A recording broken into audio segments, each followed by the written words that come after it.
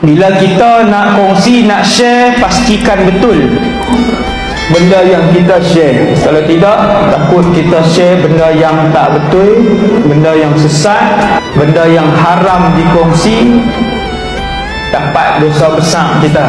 Dalam masa beberapa minit saja, beratus dosa besar kita buat. Minit je kita share benda yang tak betul, orang ikut.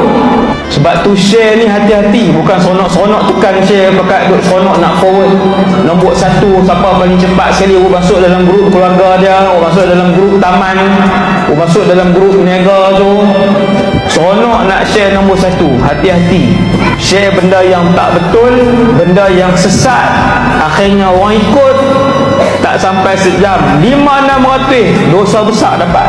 Duduk rumah tak buat apa pun, share je.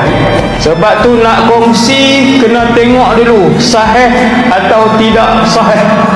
Kalau nak kongsi, kalau nak kongsi, maka hati-hati pada zaman ni.